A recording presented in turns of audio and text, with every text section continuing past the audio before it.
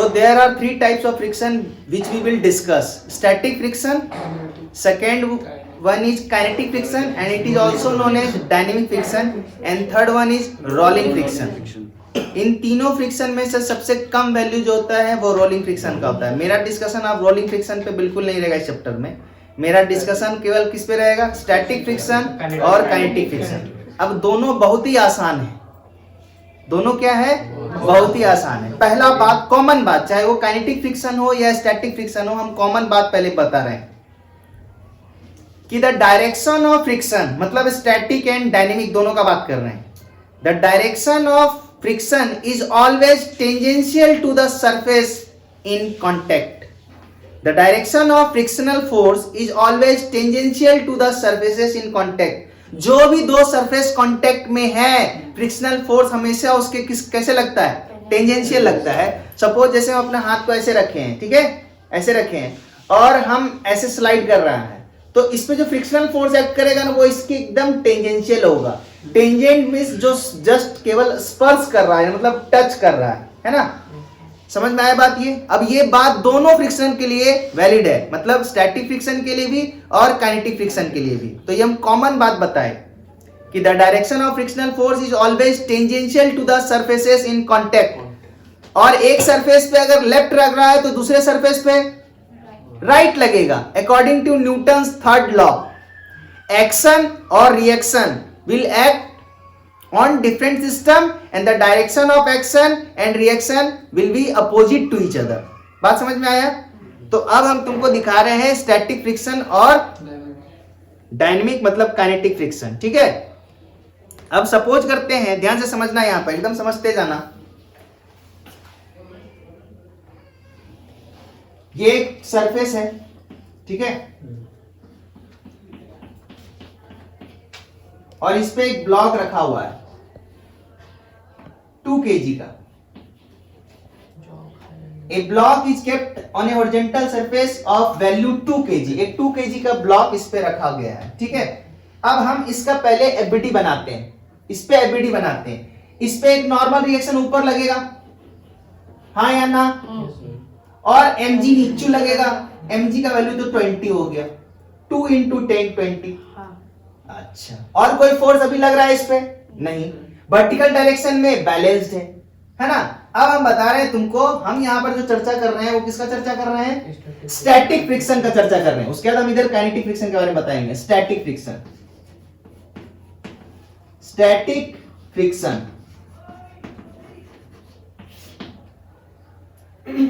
ध्यान से देखो. अब मान लो कि हम इधर जो है एक एक्सटर्नल फोर्स लगा रहे हैं. हम इस डायरेक्शन में एक एक्सटर्नल फोर्स लगाए, F एक्सटर्नल, ठीक है.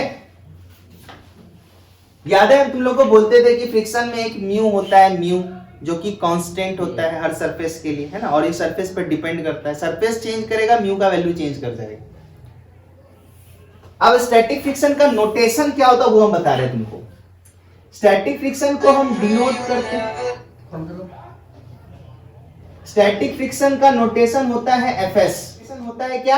एफएस, ठीक है. अब हम वेक्टर का साइन नहीं दे रहे क्योंकि ये वेक्टर तो है, इतना पता है क्योंकि फोर्स है, ठीक है. चलो फिर भी दे देते हैं. एफएस इसका नोटेशन है. और यहां पर जो इस सरफेस पे जो म्यू हम लोग लिखते थे वो म्यू ना लिख के अब लिखेंगे क्या? Mu S. म्यू को बोला जाता है, इसका नाम है coefficient of static friction. Coefficient of static friction, of static friction. दो के बारे में हम तुम लोग को ज्यादा कुछ नहीं बोले हैं और फिलहाल बोलेंगे कि इसको आप एज्यूम करके चलिए, हम सब कुछ समझा देंगे. ध्यान से देखो, हम क्या बोले कि स्टैटिक फ्रिक्शन का नोटेशन एफएस, और बोले कि इस सरफेस में जो कोफिशिएंट दिया हुआ था ना, कोफिशिएंट ऑफ फ्रिक्शन, उसको हम लोग म्यू एस से डिनोट करते हैं. म्यू मतलब कोफिशिएंट ऑफ फ्रिक्शन, एस मतलब म्यू मतलब coefficient of static friction. Static friction के लिए म्यू का वैल्यू ये है, ठीक है. यहां तक समझ में आया? ध्यान फिर से देखो ब्लॉक को. ये एक ब्लॉक हॉरिजॉन्टल सरफेस पे रखा हुआ है. अब इधर हम 20 न्यूटन का फोर्स, इधर नीचे 20 न्यूटन का फोर्स लग रहा है, ऊपर नॉर्मल रिएक्शन लग रहा है. फिर हम राइट साइड में एक एक्सटर्नल फोर्स अप्लाई कर दिए हैं, ठीक है, और ये स्टैटिक फ्रिक्शन है। यहां तक समझ में आया? अब लॉ कहता है, ये हम नहीं कहते हैं, लॉ कहता है, क्या कहता है? The maximum value of static friction, the maximum value of static friction is directly proportional to the normal reaction exerted on the body. क्या बोला जाता है? ध्यान से देखो, हम यहां मैथमेटिकली लिखेंगे जो हम स्टेटमेंट बोले हैं। This is static friction and Fs max means maximum static friction exerted by the surface is directly proportional to what? Normal reaction exerted by the surface. बोला जाता है द मैक्सिमम स्टैटिक, किसी भी सरफेस पे maximum friction कितना लग सकता है वो डिपेंड करता है उसके किस पे?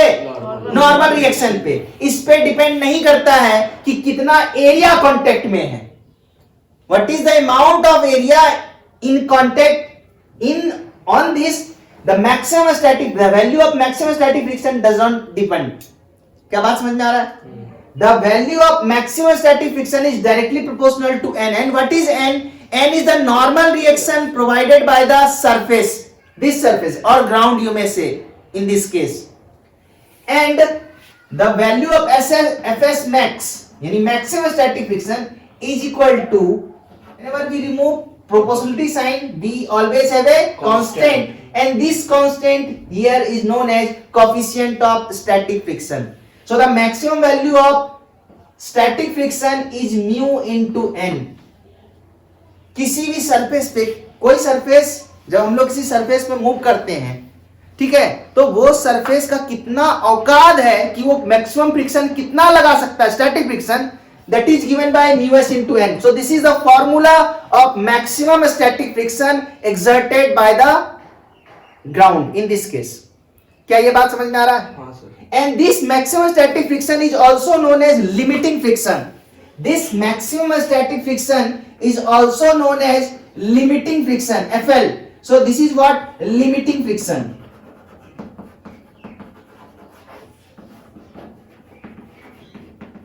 स्टैटिक फ्रिक्शन जो होता है एक प्रॉपर्टी है इसका, या कैरेक्टरिस्टिक्स बोल सकते हो उसको। Very important characteristics of static friction is what? Static friction is a self adjustable force. It is a self-adjustable force. This is the characteristics of static friction, and this is the super duper characteristics of static friction. And what is the characteristics? The characteristics is it is self-adjustable. It is self-adjustable force. It is a self-adjustable force. What is the meaning of self-adjustable force? You will see later. Soon. You will see soon later. ठीक है, बात समझ में आ रहा है?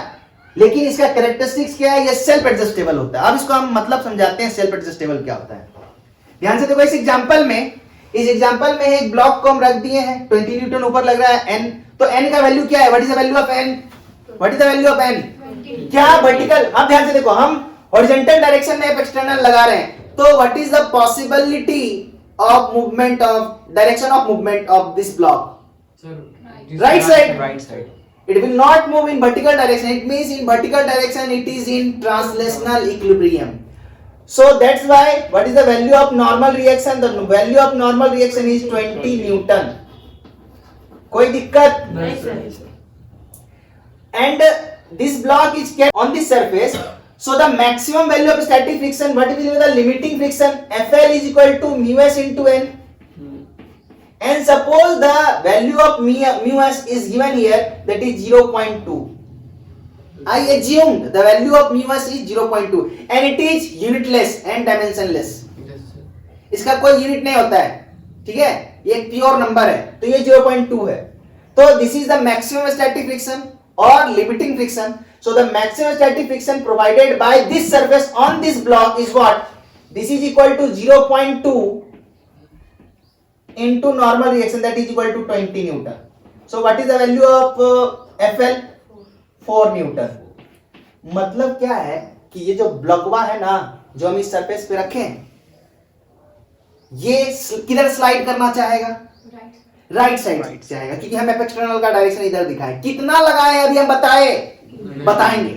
लेकिन हम बोल क्या रहे हैं कि इस सरफेस का मैक्सिमम औकात कितना है, 4 न्यूटन।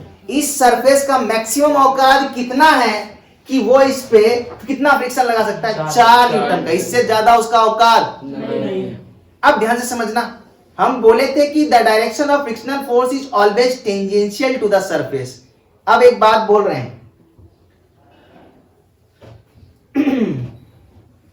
अगर हम एफ एक्सटर्नल इधर लगाएं तो बॉडी मूव कर भी सकता है और नहीं भी कर सकता है, बट टेंडेंसी तो है, बट टेंडेंसी तो है। अब तलवार अगर विवेक के गर्दन पे रख दिया जाए तो गर्दन कट भी सकता है और नहीं भी कर सकता, और डिपेंड करेगा चलाएंगे कि नहीं चलाएंगे। लेकिन अगर रखा गया है तो कट भी सकता है और नहीं भी कर सकता है। तो ध्यान से देना, ध्यान से समझना इस बात पे, बात नहीं, ध्यान से समझना इस बात पे और इस बात पे गौर करना जो हम बात बोल रहे हैं। सपोज करो कि एफ एक्सटर्नल का वैल्यू हम 1 न्यूटन लगाए, बॉडी मूव कर भी सकता है और नहीं भी कर सकता है ना। लेकिन हम कहना क्या चाह रहे हैं कि अगर तुमको सिंपली ऐसे डायग्राम दे दिया गया है और तुमसे पूछा what is the possible direction of movement of block, then you will say sir it will move along right side, है ना।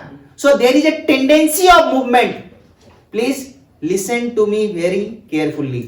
टेंडेंसी ऑफ मूवमेंट, जब भी टेंडेंसी होगा मूवमेंट का, मूवमेंट हो या ना हो, मूवमेंट का बात नहीं कर रहे हैं हम, केवल बात कर रहे हैं tendency of movement. What is the direction of tendency of movement of this block, right side. अगर आप एक्सटर्नल इधर लगा रहे हैं तो टेंडेंसी तो है मूव करे या ना करे, लेकिन टेंडेंसी तो है कि इधर मूव करेगा, क्योंकि आप एक्सटर्नल इधर ही लग रहा है। हॉरिजॉन्टल वर्टिकल डायरेक्शन में तो बैलेंस में है, टेंडेंसी इसका हमेशा किधर है, इधर ही मूव करने का। तो हम क्या बोल रहे हैं, ध्यान से समझना, whenever there is a tendency of movement, whenever there is a tendency of movement of any body on any surface, then there will be exist a force which is known as frictional force, and in this case this frictional force will be static friction। हम repeat कर रहे हैं, whenever there will be tendency of movement, जब भी tendency होगा movement का, movement नहीं, I am not talking about movement, I am talking about tendency of movement, movement नहीं होना चाहिए। Whenever there is a tendency of movement of a body along a certain direction on a surface, then frictional force will act, and this frictional force is said to be static friction। But when there is a movement, or you may say relative motion, then kinetic friction will act। हम differentiate कर रहे हैं, ध्यान से समझना, फिर से हम रिपीट कर रहे हैं। When there is a tendency of movement, static friction will act। When there is a movement or relative motion, then kinetic friction will act। क्या ये बात समझ में आया है? हाँ, अब हम समझाते हैं तुमको what is the meaning of self adjustable force।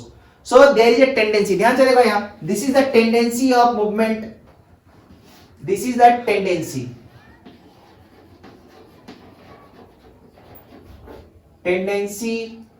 of movement, and the direction of frictional force, the direction of frictional force is always tangential to the surface and opposite to the direction of tendency of movement। समझ में आया? The direction of static friction is always tangential to the surfaces in contact as well as opposite to the direction of tendency of movement। So what is the tendency, what is the direction of tendency of movement, right side। That's why frictional force on the block, on the block का बात कर रहे हैं, block पे बात कर रहे हैं, ध्यान से देखो, ब्लॉक पे फ्रिक्शनल फोर्स का डायरेक्शन ऐसे सरफेस से इसके टेंजेंशियल लगेगा और मूवमेंट का डायरेक्शन इधर है, तो इस पे फ्रिक्शनल फोर्स ऐसे एक्ट करेगा। This is FS, this is not FS max, this is not the maximum static friction, this is the only static friction. So the direction of static friction is opposite to the direction of tendency of movement and tangential to the surface। So on this surface on which this block is kept, the direction of friction will be like this, tangential। If this is action, this is what, reaction। क्या ये बात समझ में आया है? यहां तक कोई दिक्कत नहीं है। तो दो चीज बहुत इंपॉर्टेंट था, हम छोटा छोटा करके सब कुछ बताए तुमको। आप ध्यान से समझना आप मेरा बात कि हाँ ये सेल्फ एडजस्टेबल का मतलब क्या है। तो स्टैटिक फ्रिक्शन जो होता है वो सेल्फ एडजस्टेबल होता है। आप ध्यान से देखो सेल्फ एडजस्टेबल का मतलब क्या है। अब हम यहां पर बता रहे हैं, ऑन करो हो यार। हाँ ध्यान से देखो, एफ एक्सटर्नल,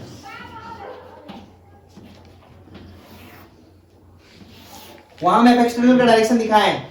अगर हम एफ एक्सटर्नल का वैल्यू 0 न्यूटन रखें, कोई फोर्स ना लगाएं, तो मैक्सिमम फ्रिक्शन तो इतना लगा सकता है, कितना 4 न्यूटन। ये सरफेस का औकात है, 4 न्यूटन से ज्यादा ही फ्रिक्शन दे ही नहीं सकता है। जीरो लगेगा। अब ध्यान से सुनना, हम फोर्स कितना लगाए 0। अब ध्यान से समझना कि बिना फोर्स लगाए, बिना अभी फोर्स नहीं लगा रहे तो क्या टेंडेंसी है मूवमेंट का राइट साइड? तो टेंडेंसी नहीं है तो काय का फ्रिक्शन है ना। यानी कहने का मतलब अगर हम तुमसे पूछे सिंपली, ध्यान से देखो, अगर हम सिंपली पूछे इस कंसेप्ट को जो हम बताए हैं, हम इस पे एक बार फिर से आएंगे, छोड़ो अभी छोड़ते हैं। ध्यान से देखो बता ही देते हैं। एक ब्लॉक को हम यहाँ पर रख दिए और कोई फोर्स नहीं लगा, हॉरिजॉन्टल डायरेक्शन में कोई फोर्स नहीं लगा रहे, हम पूछ रहे हैं what is the value of friction? 0। बिना फोर्स लगाए फ्रिक्शन एक्ट नहीं करेगा। समझ में आ रहा बात?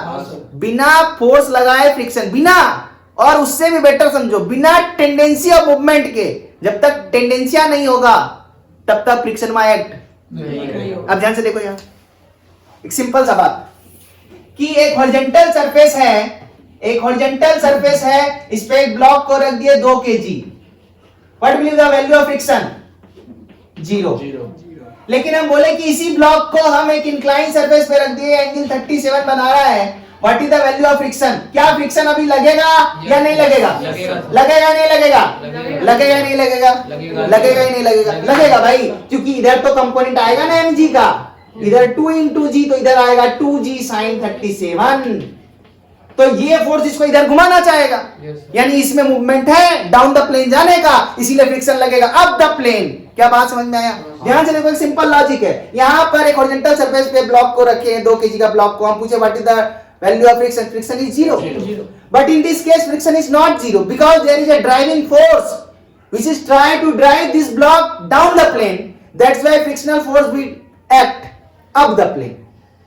अब it will be kinetic friction or static friction, it will depend on the value of F external and maximum value. ध्यान से समझ में आ रहा बात? ये वाला बात, ये बात क्लियर हुआ? ध्यान से देखो, F external अगर लगाएंगे तो स्टैटिक फ्रिक्शन का वैल्यू क्या होगा? Fs का बात कर रहे हैं। What is the value of Fs? 0। Maximum वो कितना लगा सकता था?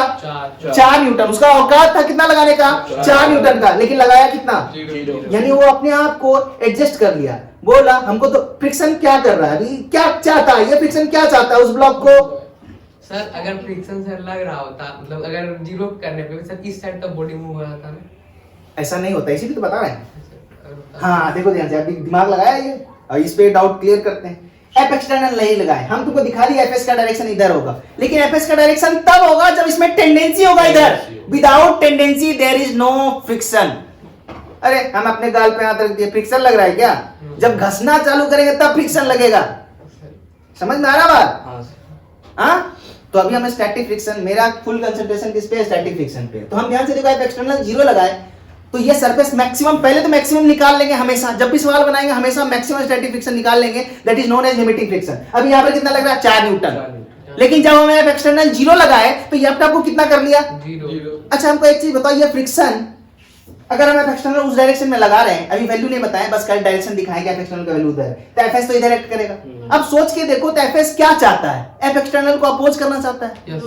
यानी कहने का मतलब ब्लॉक को मूव करने देना नहीं चाहता, या वो फ्रिक्शन चाहता है कि ये इसका जो सरफेस, इस ब्लॉक का सरफेस और इस ग्राउंड का जो सरफेस कांटेक्ट में, वो हमेशा साथ साथ रहे, वो हमेशा यही चाहता है ना फ्रिक्शन?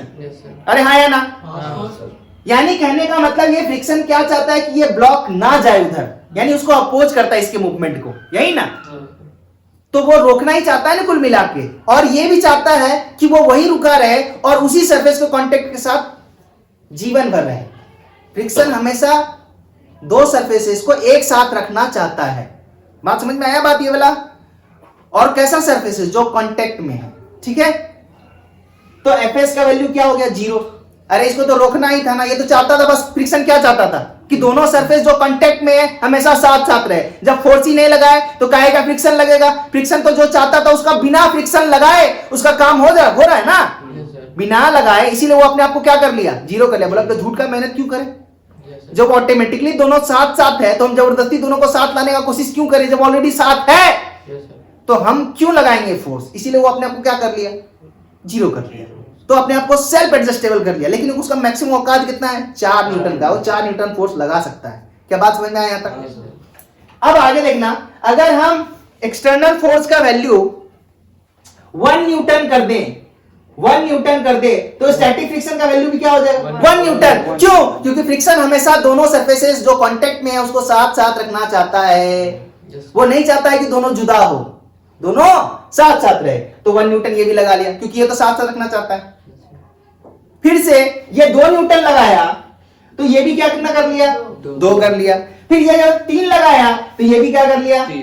तो ध्यान से देखो, according to the magnitude of external force, according to the magnitude of external force, the value of static friction is varying. It means the static friction is self adjustable. ये अपने आप को क्या कर लेता है, एडजस्ट कर लेता है अकॉर्डिंग टू द सिचुएशन। जैसे बहुत सारे पर्सन ऐसा होता है जो सिचुएशन में अपने आप को क्या कर लेता है, एडजस्ट कर लेता है ना। अब मान लो 4 लगाएगा तो ये कितना लगाएगा भाई, ये भी 4 लगाएगा। बोला चल हम भी लगा सकते हैं 4 क्योंकि इसका मैक्सिमम औकात है 4। लेकिन अगर ये 4.1 लगाया तो भी वो 4 ही तो ये 4 ही लगाएगा कि इसका औकात 4 से ज्यादा का। आप ध्यान से समझना, अब ब्लॉक में टेंडेंसी होगा, ध्यान से मेरे क्वेश्चन का जवाब देना, यहां से यहां तक टेंडेंसी है केवल मूवमेंट का, ब्लॉक का, कि ब्लॉक में टेंडेंसी हो सकता है मूवमेंट का लेकिन मूवमेंट नहीं है, हाँ या ना। Yes, sir. लेकिन ये लास्ट वाले केस में मूवमेंट है, टेंडेंसी खत्म हो गया, यानी यहां से यहां तक कौन सा फ्रिक्शन एक्ट करेगा, स्टैटिक। और जहां मूवमेंट हो गया मतलब रिलेटिव मोशन हो गया, दो सरफेस के बीच में क्या हो गया, रिलेटिव मोशन हो गया, तो कौन सा फ्रिक्शन एक्ट करेगा, काइनेटिक फ्रिक्शन एक्ट करेगा। कौन सा फ्रिक्शन एक्ट करेगा, काइनेटिक फ्रिक्शन एक्ट करेगा। तो यहां एक्ट करेगा भैया Fs और यह इस केस में एक्ट करेगा क्या, Fk। क्या मेरा बात समझ में आया? So this is the meaning of self adjustable force. So static friction is a self adjustable force and it is very important characteristics of static friction. Kinetic friction has no such characteristics. Kinetic friction के पास ऐसा कोई characteristics नहीं होता है, उसका एक constant value होता है। उसका क्या होता है, वैल्यू जो होता है कांस्टेंट होता है। क्या स्टैटिक फ्रिक्शन के बारे में इतना जो बकबक किए, क्या समझ में आया? हाँ, कि स्टैटिक फ्रिक्शन जो सरफेस पे जो है स्टैटिक फ्रिक्शन, क्वेश्चन का जवाब देगा सब कोई। क्वेश्चन नंबर 1, बात नहीं, if F external is greater than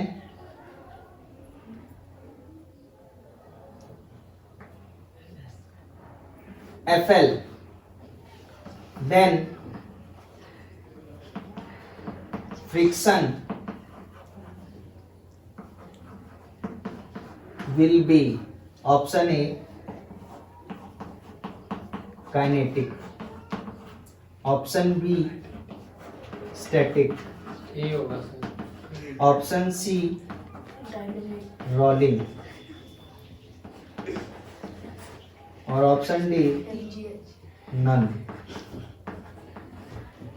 अब ध्यान से देखो, डायग्राम ऐसे दिया हुआ है, दिस इज एफ एक्सटर्नल, ठीक है, और ये ब्लॉक है एम मास का। ये क्वेश्चन नंबर 1 है। क्वेश्चन नंबर 2, इसी डायग्राम के लिए, if F external is less than or equal to FL, then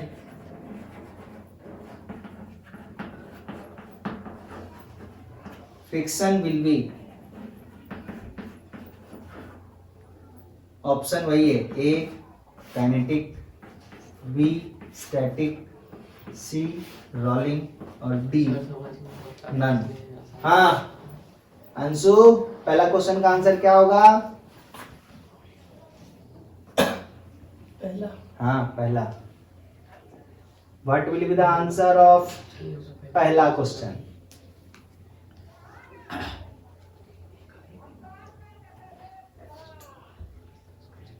Vivek? Kinetic. Kinetic. Aditi? Kinetic Navneet? Sir. Prince? Kinetic. Confidence नहीं? अरे एफ एक्सटर्नल अगर मैक्सिमम वैल्यू से ज्यादा हो तो बॉडी मूव करने लगेगा। जब भी रिलेटिव मोशन हो, सुनो मेरा बात एकदम, whenever there is relative motion kinetic friction will act. When there is only tendency of relative motion, then friction, static friction will act. And static friction is a self adjusting force. और हम तुमको बता दिए कि what is the meaning of self adjustable force. तो इस case में answer A है और इस केस में आंसर क्या होगा? बी हो जाएगा। स्टैटिक फ्रिक्शन एक्ट करेगा, बॉडी मूव नहीं करेगा, बॉडी में बस केवल टेंडेंसी है रिलेटिव मोशन होने का, रिलेटिव मोशन हो नहीं रहा है। तो देखो रिलेटिव मोशन जब एग्जिस्ट करेगा तो काइनेटिक फ्रिक्शन एक्ट करेगा, और रिलेटिव मोशन जब हो रहा होगा, नहीं मतलब जब केवल टेंडेंसी होगा तो उसमें कौन सा फ्रिक्शन एक्ट करेगा? स्टैटिक। ध्यान से देखो, हम बोले थे कि static friction maximum static friction के बारे में बता दिए, अब हम काइनेटिक फ्रिक्शन के बारे में बात कर रहे हैं। तो काइनेटिक फ्रिक्शन को एफ के से डिनोट करते हैं, ये भी डायरेक्टली प्रोपोर्शनल टू एन होता है, और एफ के बराबर अब क्या लिखेंगे? म्यू के इनटू एन।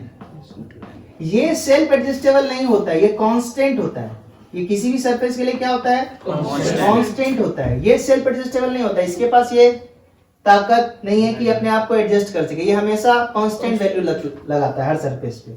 और इन जनरल जो होता है म्यू एस जो होता है हमेशा बड़ा होता है म्यू के से। दिस लीड्स टू कि एफ एल मैक्स जो होगा, एफ एल मैक्स यानी एफ एल मतलब मैक्सिमम स्टैटिक फ्रिक्शन, वो हमेशा बड़ा होगा किससे? काइनेटिक फ्रिक्शन से। मतलब काइनेटिक फ्रिक्शन का वैल्यू कम होता है और स्टैटिक फ्रिक्शन का वैल्यू क्या होता है?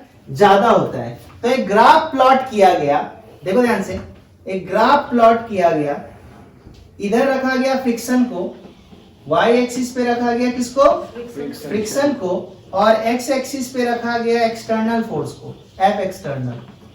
तो अभी वाला डेटा याद है ना? देखो वहां डायग्राम में दिख रहा है FL मैक्सिमम स्टैटिक फ्रिक्शन का वैल्यू कितना है? 4 न्यूटन है ना?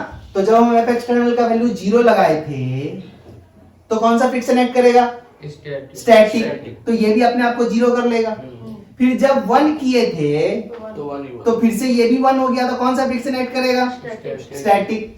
फिर से अगर हम 2 किए तो ये भी अपने आप को क्या कर लिया था? क्योंकि ये मैक्सिमम 4 न्यूटन लगा सकता है, अभी तो स्टैटिक फ्रिक्शन ही एक्ट करेगा, तो ये भी 2 लगा दिया। फिर 3 किए तो ये भी 3 कर लिया। फिर 4 किए तो ये भी 4 कर लिया। तो ध्यान से देखो, ये हम 4 डेटा लिए थे ना, तो ग्राफ ऐसे खींचा गया, इधर एक्सटर्नल फोर्स, जैसे जैसे एक्सटर्नल फोर्स बढ़ रहा है वैसे वैसे अभी कौन सा फ्रिक्शन लग रहा है? यहां से यहां तक में स्टैटिक फ्रिक्शन लग रहा है। ठीक है, तो ये ग्राफ जो है वो straight line passing through origin होता है। ठीक है, इसके बाद अगर हम फोर्स को बढ़ाएंगे तो क्या होने लगेगा? मोशन होने लगेगा, मतलब रिलेटिव मोशन एग्जिस्ट करने लगेगा, टेंडेंसी ऑफ रिलेटिव मोशन खत्म हो जाएगा। और जैसे टेंडेंसी ऑफ रिलेटिव मोशन खत्म होगा और रिलेटिव मोशन एग्जिस्ट करने लगेगा, स्टैटिक फ्रिक्शन लगना बंद हो जाएगा, और उस समय कौन सा फ्रिक्शन लगने लगेगा? Kinetic friction. और काइनेटिक फ्रिक्शन का वैल्यू हमेशा क्या होता है? Static friction. So this is what, this is the FL, this is FL, और यू मे से FS max, maximum static friction, this point है ना। लेकिन इसके बाद क्या होगा? इसके बाद जैसे इसके बाद थोड़ा सा फोर्स बढ़ाएंगे, एक्सटर्नल फोर्स, तो ये फोर्स थोड़ा सा घट के क्या हो जाएगा? कांस्टेंट हो जाएगा, क्योंकि ये कैसा फ्रिक्शन है? काइनेटिक फ्रिक्शन है। सो दिस इज एफएल, ये वाला बता दिए, और ये वाला जो लाइन होगा दिस इज एफके, और एफके किसी भी सरफेस के लिए कांस्टेंट होता है, और म्यू एस और म्यू के हर सरफेस के लिए दिया हुआ रहेगा। और एक बात ध्यान से समझना, अगर केवल किसी सरफेस के लिए म्यू दिया हुआ है, सपोज करो 0.1 दिया हुआ है, और ये नहीं बोला है कि स्टैटिक का है कि डायनेमिक का है, तो आप दोनों के लिए उसको यूज कर सकते हैं। लेकिन अगर क्लियरली मेंशन है कि म्यू एस इज 0.2 और म्यू के 0.1, then you can not interchange these two quantities. Understood? बात समझ में आया?